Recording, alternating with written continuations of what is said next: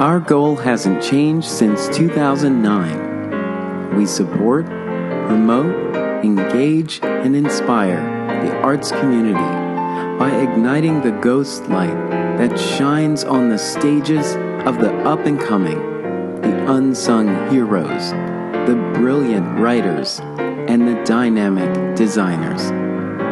Stay tuned. Rep Radio is on the air.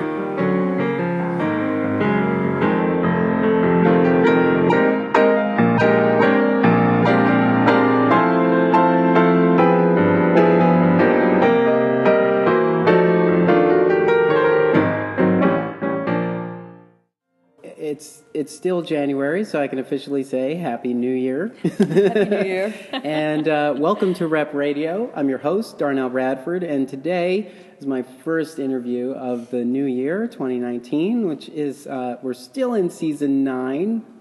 Still can't believe that. Season 9. I always stop counting because it makes me nervous, but very close to 600 episodes. Wow. I'm here at the St. Mary's Church at Hamilton Village. This is on the campus of the University of Pennsylvania. It's near the Beard Cave, if you know where the Beard Cave is, where the bearded ladies play. And I'm here with Idiopathic Ridiculopathy Consortium. And I'm here with Tina Brock and Brittany Holdahl. Welcome back to Rep Radio. Yeah, thanks for having us. And Brittany, have you ever been on Rep Radio? No, this is my first time. All right, yes. Welcome to Rep Radio. Everybody say, hi, Brittany. Hi, Brittany. Hi, Brittany. Okay, so I'm always trying to just find like a unique blend of conversations to have. And then I looked up and realized, I was like, how long has it been since I've been over at the IRC? It hasn't been that long, but it was, I definitely remember. Were you doing like puppets? Was it the Enchanted, Girodo's The Enchanted with the puppet wall? It was a rehearsal at the Beard Cave, and it was for the it was show Bald at Soprano. the Mission. It was the Yes, Bald Soprano, Bald yes. Soprano, Right. Which was a beautiful space and a beautiful production as well. That space just was the piece that allowed everything to shine in that. And so now we're in another beautiful space where you're about to present another wonderful, interesting piece that maybe we didn't know anything about. Yeah. It's called DreamGirl. And who's the writer? Elmer Rice. Elmer Rice. Who wrote, he's probably best known, Adding Machine? Yeah, right. Well, I was going to say the Adding biggest. Machine is probably the biggest one that Yeah. he's known for, which is sort of a, absurdist, absurd work about industrial age mechanism. And while you may or may not have been aware of DreamGirl, it did have a Broadway run. It did. In 1945. 45, I want to Has say. a theater that doesn't exist, or Right. maybe has a different name. So tell me about DreamGirl. Well, DreamGirl is the day in the life of a young woman who runs and operates a little bookshop up in New York, and she has the habit of going off into flights. It's sort of a Walter Mitty-esque story where she tends to get caught up in her daydreams and her longings and her Freudian kind of musings. And so we follow her just through the course of one day as she's trying hard to understand her feelings for a bunch of different guys in her life, one of whom is married to her sister. So, and we watch her as she goes through her day, trying to sort of make decisions and seek advice and what her dreams. The thing that attracted me to the play is like what happens in her dreams, you know, because I'm always really fascinated with dream psychology and like what we choose to dream about, what we have to dream about, what becomes necessary because we can't solve it in our life, and sometimes then we have to think it through. And when I first read the play, I was really surprised at what seemed to be the lack of productions on this play, and I couldn't figure out why. Because I mean, it's got a huge amount of characters, like 32 characters in it, but you can divide those up amongst 8, 7, 8, 9 people. But I just love the idea, and it struck me. I first read it maybe 5 years or so ago, but then I started thinking about it again 2 years ago after the election, because I was like, what are the things that people are doing to get through their day? Like, how does one navigate in this world now to try to keep their sanity? A lot of escapism. A lot of escapism, right? This isn't happening. Yeah, this is just not happening. I'm going to pick up this great book. I'm going to think about what my life could be like if, Yeah. And then there was also this double thing of thinking about, like, and it's probably my age having something to do with it, but what are the opportunities that you are not taking advantage of in your life that are presenting them right straight away for you right now? And how much more time are you going to spend thinking about it rather than doing it? And so all those themes really felt like very modern to me. The play was written quite a while ago, and you can see it. You can see it a little bit in the writing. There's some density of the writing that is that we had to work with. But I love the themes. So that's kind of what drew us to it. Great. It is mind-blowing how many stories have been around forever, and we can still find connections to them today.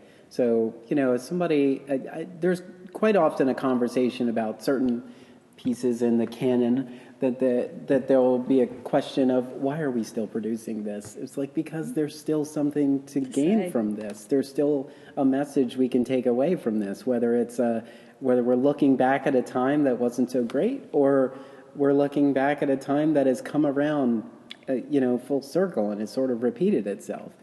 So it's always great to kind of tap into something we haven't experienced before. We don't just put them all in a drawer and walk away from them. Yeah, and like Adding Machine was Adding Machine's been on the list for a while to do, but it's the technical challenges of that play are a lot different, and this one I felt like, in programming for the winter, and when you're programming things, at least for us in the winter, that's a different selection of show than you would necessarily do. So it seemed like the right sense of spirit and topic and place and time and everything, and also the challenge of directorially taking a play that has some interesting male characters and how they relate to the female character, how all that works, since that's, constantly being kind of redefined. Yeah. And I guess, as you did mention, there are 32 characters in this piece, and while as a community, we are very good at doubling up and sometimes tripling and quadrupling up.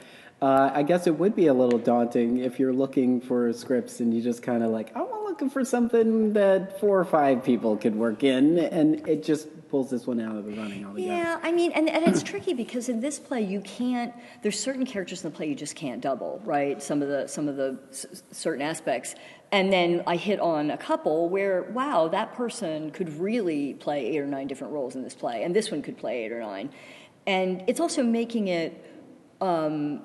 Sort of giving enough meat to the parts so that it, because I mean, I think that is the fun of it for a lot of people, is to be able to, for certain actors, is to be able to tackle 8 or 9 different roles and be able to do that. And it's, as an audience member, I really like seeing that. So the change, how are you going to change it? Is it, So speaking of roles, I'm always thinking about multiple hats that people are wearing, and Brittany, you are in this production as well. So tell me about the character or the characters you play. Sure. Well, I'm honestly just Georgina, the dreamy girl. But she, it's so funny because she is just this perfect juxtaposition of confidence and naivete, and she truly encompasses multitudes. She is herself throughout the entire show, but her dreams just reveal different aspects of her personality, and it's really just fascinating. I mean, there's a scene where I'm just this cold-blooded, I mean, not to give too many spoilers, but there's a scene where I'm just like this cold-blooded killer, another one where I am this, ridiculously wonderful actress, Shakespearean actor in the show. It's just, it really is wonderful how just multitudinous she is as a character. So even though I'm just playing myself, she has so many levels. And it's amazing because we have a cast of, is it 8? 8. Yeah. Counting one. It's 32 characters, a cast of 8.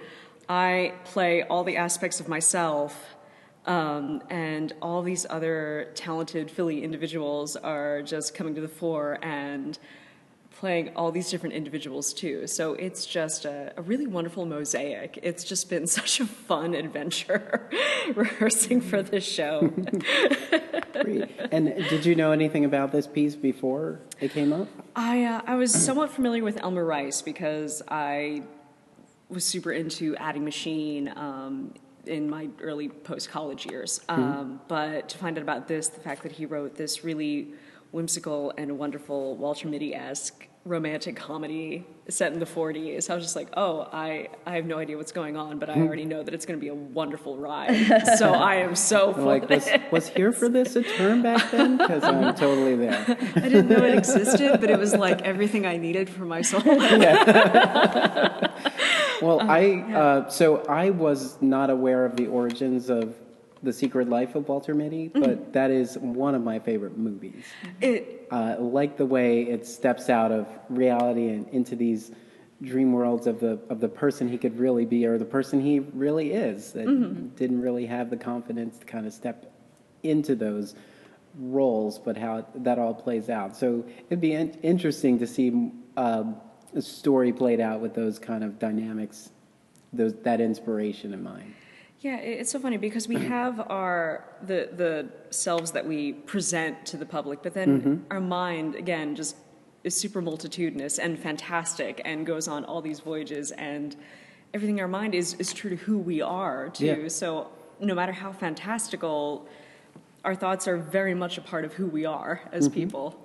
And you can think about that if you have multiple jobs, you wear multiple hats. If you have multiple social media channels that you're attached to, you might be a different person on some of those. Absolutely. And so actually we do get to play like this. So I think that would be a way to pull in sort of a modern thought process into this too. You're like, well, I have been 8 people last year. Which screen name was I at that point in my life? Or how long have you held on to various screen names or various online presence, or when you just decide to do a change, like if all your pictures have long hair in them, and then you you get a haircut, and now you're a different person, and everybody's like, what? You what? Let's follow her now. She's got short hair. It's great. So we're here in this venue, and it's beautiful. I wish you could see it, but you can audibly hear it if you can hear the echo in here. But tell us a little bit about St. Mary's and how this space became to be the venue. Absolutely.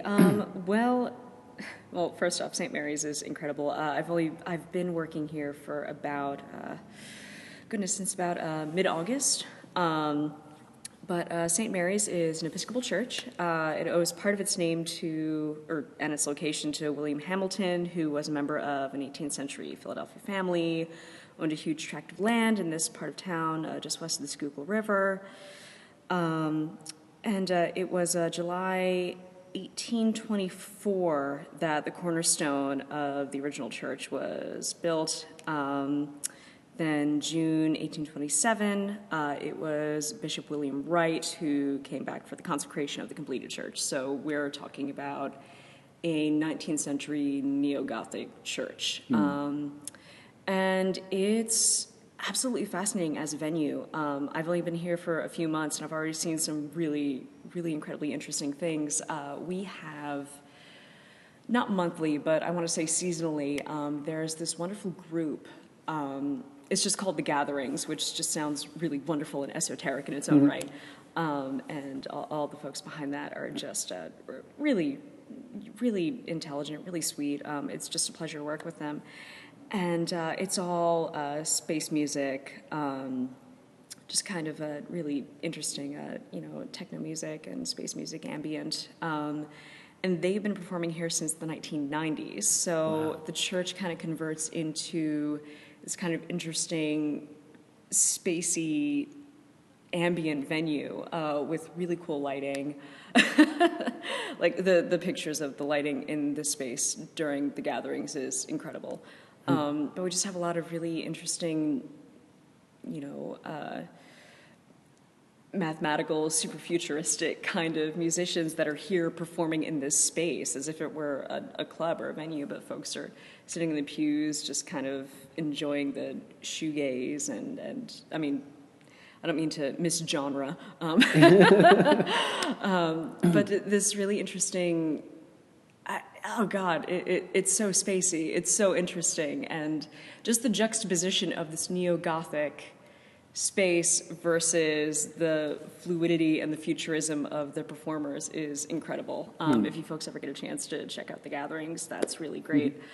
But as opposed to juxtaposition, we had recently Colgate University performed Gabriel Fauré's Requiem in this space with Philly's own Variant 6, who are this really wonderful chamber a cappella group.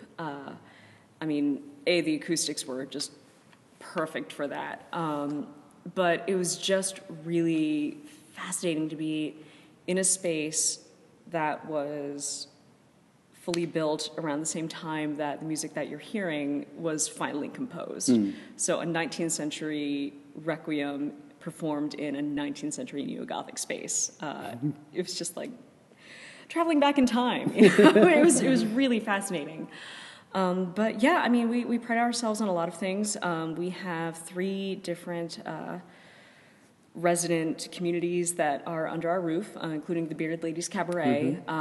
We also are, a really wonderful partner of ours is the University City Hospitality Coalition, which is an interfaith community that their focus is helping folks who are food insecure and homeless. We host 2 different meals. I want to say it's 3 in the summer because I know Hillel kind of goes on a break here on campus. But we typically host dinners here on Thursday nights for folks who are food insecure. Anybody's welcome. If folks want to volunteer, they can check out the University City Hospitality Coalition, UCHC for short.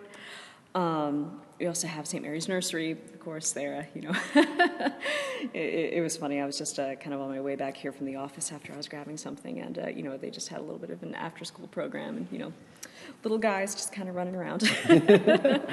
There's a church outside. Outside of my office, and they have a daycare as well. We call it Murder School. Oh my God. It's just because they are so rambunctious. Oh, out there. Oh man. You had to hear the whole story. But they just have so much energy, and they're always out there screaming. And I was like, I guess Murder School. The cold is not making a difference. No, not at all. And it's funny for us because we have a library on our second floor, and they're right there. So it's just like it's quiet. And but they're so cute. But at the same time, it's just great that these sacred spaces are are still continuing to create such a community. Yeah, I mean, it's really beautiful because, the architecture of the space itself, it's incredibly lofty, it's gorgeous, and people just sort of, when I first started here, I just kind of, it wasn't an audible gasp, but it was definitely just like, I drew breath for a second, because I was just like, oh, wow, this is so cool. Yeah. We pride ourselves on radical hospitality. That's always been our thing. So even though this is a gorgeous neo-Gothic church on an Ivy League school's campus, we are very much about the community. There's no pretense. We really pride ourselves on being welcoming to everybody. We were one of the earlier advocates. We were strongly for the inclusion and ordination of women. Thank you very much. Our rector is Mother Mary Claire, and she is wonderful. She is so cool. We were an early home in the city for lesbian and gay religious advocacy organizations, as well as a safe gathering place for lesbian and gay youth in the city. And we have the carriage house is not too far from here. Exactly. Yeah. Yeah. I always get turned around when I come over here. For a few years, our bell tower actually provided sanctuary for Vietnam War resistors. And as an early response to the AIDS epidemic, we founded a respite center for children and families affected by HIV and AIDS. And again, today we are a base for the University City Hospitality Coalition and the Nationality Service Center to support newly arrived refugees in the city. So we're very progressive. For lack of more eloquent terms, we're super cool in that regard. That's great, and we'll have information with the episode about how to find out more about this venue. Yes, please do, and all of our missionary partners. But while we're in this venue, so we'll talk about the setting of DreamGirl. So DreamGirl was written in the early 40s. Early mid 40s. So will it stay period? Will the production stay period?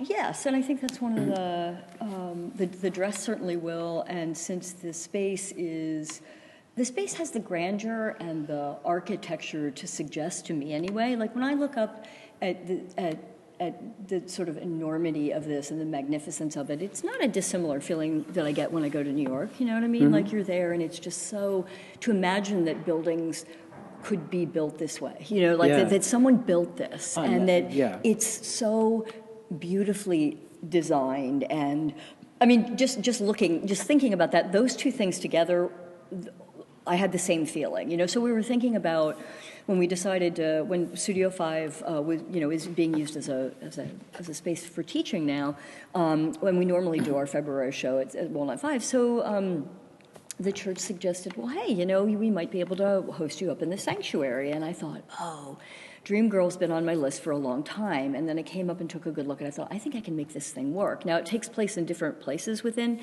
You've got the bookshop in New York. It's like what Publishers Row used to be, so the New York, it's like the bookstore. You've got the home of Georgina and her parents, and then you've got a jazz club, a French restaurant, and an Italian restaurant, and then a theater. They go to the theater that night too.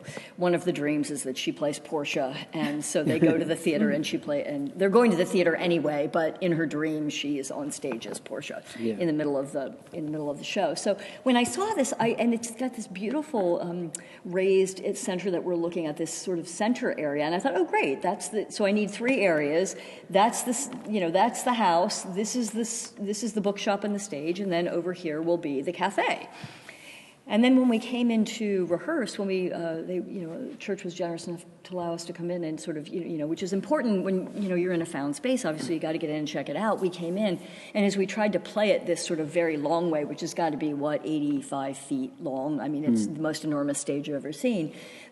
Because of the ceiling height, you can hear the echo, and it was a lot. I mean, there was a lot of sound bouncing around. And after thinking about solutions in different ways we could try to sort of manage it, I thought, why don't we move it to the right, this area that we're sitting in right now, which is about the width and the depth of Studio 5 over at the Walnut, which is what we're used to playing, albeit the ceiling being a lot higher. Yeah. But it sort of focuses focuses the play a little bit more. Whereas if you sit in the 4th pew back and you look, you'll see that all of the high altar and everything goes on forever. It's beautiful. You could put 3 row homes in here very comfortably and still have enough room for the rest of the neighborhood.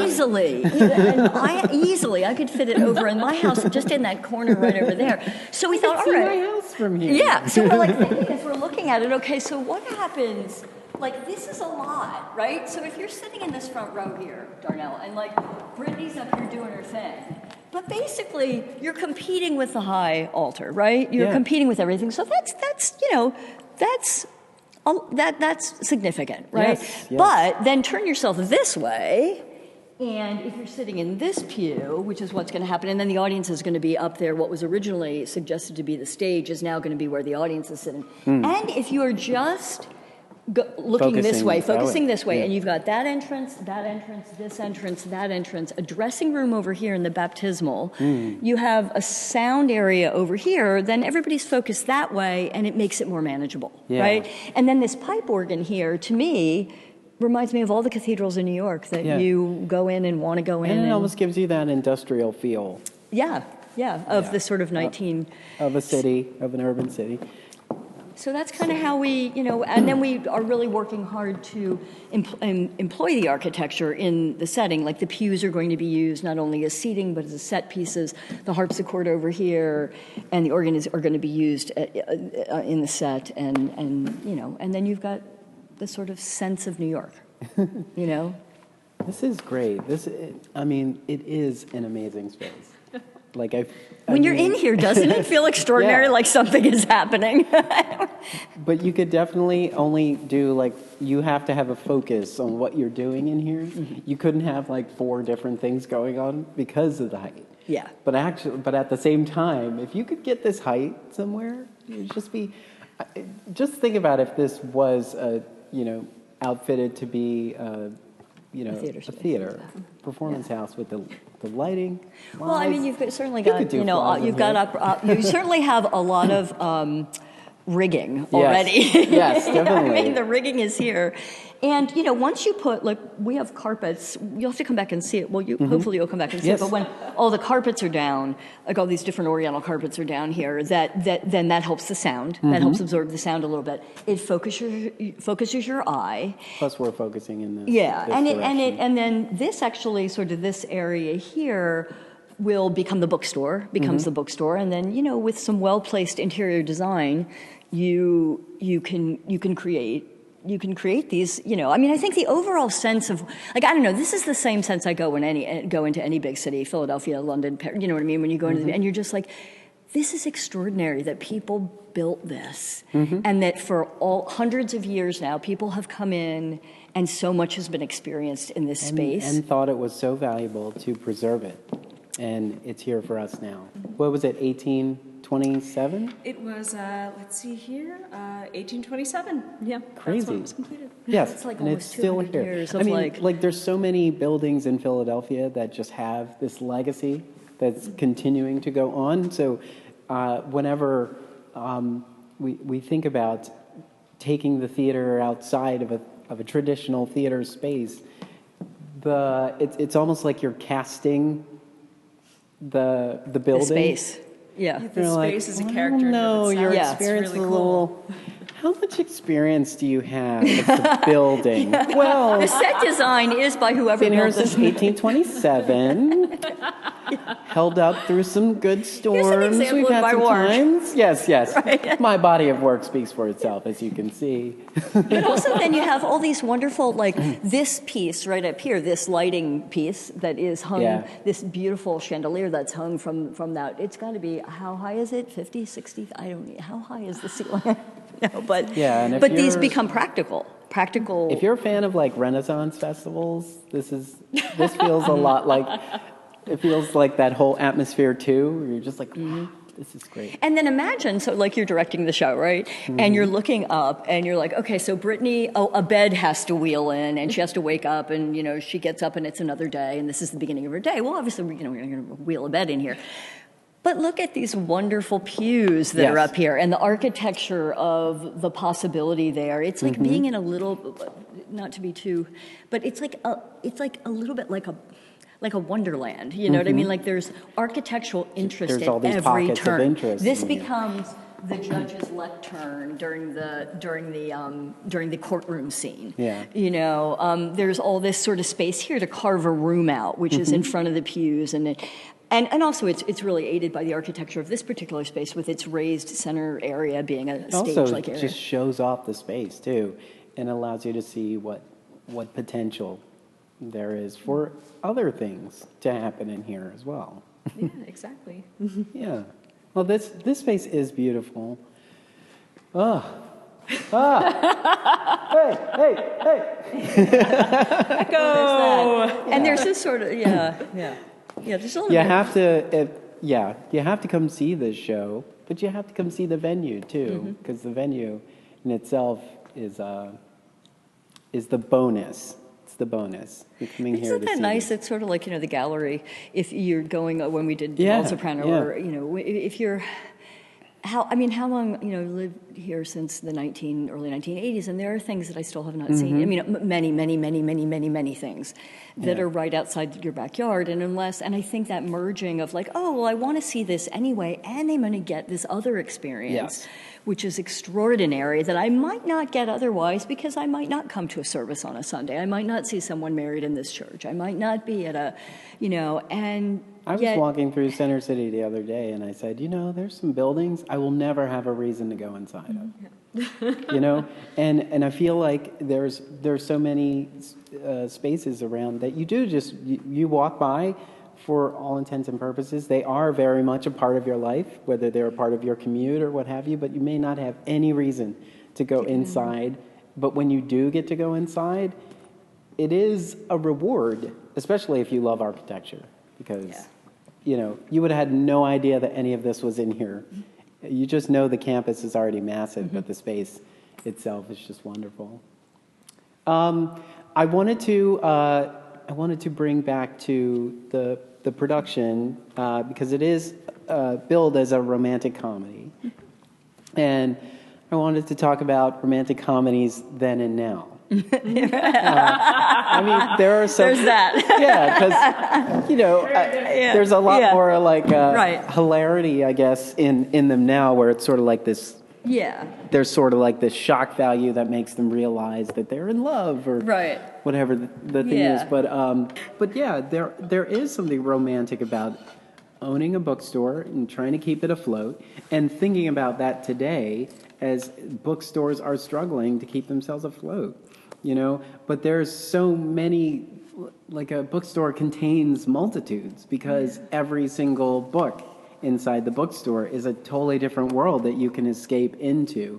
So the value of a bookstore is so much more prevalent than we ever give them credit, because of the ease and the ability to just go and go online and acquire a book in a day or two, or download a book digitally and read it now, or just consume it audibly, but there's something about just walking through a bookstore and going through the shelves and trying to find something worth escaping into, is something that I think in this world of instant gratification, we don't appreciate as much, because you couldn't just walk into a bookstore and be like, that one. Thank you. See you later. You got to find it. I'll be back. You got to find it, right? And you don't know.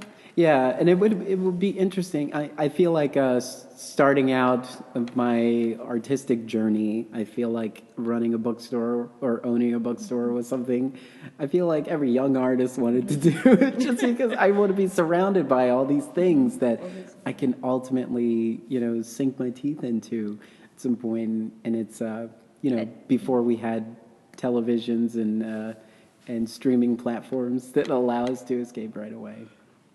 Yeah, just the act of the solitude, which I think really meshes well with the solitude of reading, the solitude of sort of whatever, however you come to a church, whether it's, the weddings you've been to, or every sort of that, there's no way to come into the space and not have it, I think, bring up a lot of something for you, which puts you in a position to then see the play. And it, you could certainly, Brittany and I were talking about this the other night, so many wonderful period pieces you could stage in here, obviously, but the idea also really appealed to me of taking this space here, the small, this small era, worship area with a marble background there and the different levels on it. All I see is bookcases and opportunities for, for, I'd love to have a bookstore in this space and have people come to my bookstore every day and sit around and drink coffee and do that. Always open. Yeah, exactly. I mean, that idea of that sort of attention, the placing of attention on things, and the focus. They sell a lot of Bibles at that bookstore. There's a couple over here. There's quite a bit. Yes. Somebody rushes into this bookstore, like running late do you have any Bibles? Yeah. Well, there's also a running joke throughout the play, which is really fun as well, that in this particular bookstore that hasn't made a profit yet, or how much did you lose last month? 160, I think? 118. 118, okay. The most we lost was close to 500. Okay, so it's not looking good, and Mom's sick, so there's a wonder if, like, Mom isn't going to go soon. But, like, I love it that they come into the only book that anybody wants is one copy of Always Opal. Like, not one copy, but that's the only book anybody wants in the bookstore, and they don't have it. They're out of it. You know, they don't seem to be able to keep it in like stock. a 50 Shades. It's a 50 Shades of Grey. So, like, we don't have it. Yeah. That's the only one they don't seem to have, though. Plus, at that time, the availability, like, Right, I mean, right. what you wouldn't have had. I was watching. It's silly thinking about screwball romantic comedies. I was watching Down with Love. the other day. Okay. So I love it because of the period and the style. It's supposed to be like a modernized kind of pillow talk sort of thing, but. You know, her book is on sale at Scribner's, but there's only one copy. And it's surrounded by a bunch of other books. It's not even like being promoted as like this new book is out. So it's like, how are they going to find it? If somebody buys this, there won't be any more. To think of the ways in which things were so much more complicated, which made them in some ways so much simpler in a way. I mean, like you got Clark on the phone booth in the phone, you know, trying to, like, she's got a three-way phone conversation going on with two of the guys, and they keep calling back, but he's run out of nickels, and like the operator keeps breaking in, going, "You owe a nickel," you know, and he's like, "I don't have any nickel," you know. I mean, to think back at a time when you had to have like sufficient change, and it sounds like, oh yeah, back in the day when I was this age and I walked to school in the snow, but like in some ways that's like really charming to me that like. No, you actually had to think about having some change, you know, in your pocket, and then you just didn't talk to the person for a while. Like if you didn't have any money, it just didn't happen. There was way more thought implied. Like the decisions we make so quickly now required a lot of thought, and there were a lot of moving parts to everything we did. Yeah, the ability to just very quickly, hold on, I got another call. Click over, or you don't even have to click over anymore. You can tap on your phone and send a very quick message that says, "I'm on the phone right now." It's a text, or you can click over and then merge the calls. Now I've got everybody on. I mean, the efficiency of that is able beautiful, right? I mean, the efficiency of sort of like that stream is really extraordinary. But there's something really charming about the frustration and even not knowing back then what was to come of like, I'm standing in a phone booth in the middle of like Manhattan and I need you to make a decision, like quit messing around, you know. It's like this city is too large. There's lots of rotary phones in this play. And the idea of like when I'm dialing the phone, I'm like, did I actually used to do this? Like, the phone dialing is 10 minutes of the play. 2 1 KL 5. I used to see signs around here that were like WA5. Yeah, that's what you would still the phone see number. them. The first you three still letters. see them on some of the buildings. You're like, wow, that's right. What does that even mean? I don't even know anybody's number now. I just see their name in there. I'm like, you lost your phone, right? You can tell. You can tell almost anything. I mean, it's going to be a matter of time before we can just shout in the air and be like, connect me to Brittany. Or like press your temple in a certain way, just like deliver a telepathic message. Darnell, I'm at the door. She's got me. She's right there. I know when I thought about connecting you today, I was, there's a buzzer there, and but I was like, do I even have the mobile number? Should I tap it in? Okay, so I did. Yeah, it was good. But this space is wonderful, and if it's anything like any other IRC production, you will find a way to turn this, to make this such a wonderful piece of the production as a whole, just in its position. Being here in this location and having its history attached to it, and just the sense of feeling, the way you feel in here, all of that's going to lend to this production. So that in itself, just kind of close your eyes and be in here and sort of take it all in, is definitely a selling point in coming to experience this production. Is there anything else you want to say about the piece, about the production before we close out? I don't think so. No, no, I don't think so. I think we talked about. I mean, certainly sitting here and exactly what you just said, Darnell. That I think you can never underestimate the power of place in the work and how active and alive it is. It feels a lot like, as you sit in here, it feels like a space that wants to be inhabited. You know, stories want to be told in this space, and that just then does so much, I think, to the creativity, to your mind as an actor, as a director, as a producer, to be able to just look around and be so infused with so many extraordinary. To find those 6 lights and rent them, that are hanging from the one, they're just extraordinary, and I think that's richness within the community that is important. Now, obviously there are challenges in working in a space like this, but it also stretches your mind to figure out what are the creative ways to do it. Yeah. So that's been the joy of it. And it's a tradition that carries on since 1827. Wonderful stories that have been life-changing for so many people have been told here. But now this is just sort of a new way to tell story in here. So I'm looking forward to it. Being here. You. Thanks for the tour of the venue, and we're sitting in this neo-Gothic representation of preserved history here. It's Idiopathic Ridiculopathy Consortium's production of DreamGirl. If you are listening to this now, you can get tickets. You can go to idiopathicridiculopathyconsortium.org.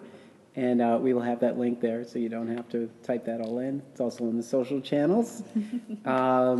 Tina, Brittany, thank you so much for taking the time to chat with me at the beginning of this new year. My pleasure. And looking forward to coming in and seeing the show and experiencing it in this space. Thanks. Great.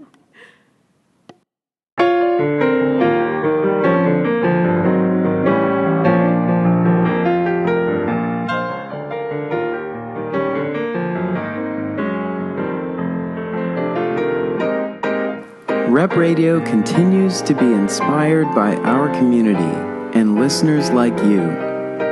You can support our work through our fiscal sponsor, Fractured Atlas, and through our Patreon page. Visit repradio.org/donate for more. Stay tuned. You know the rest.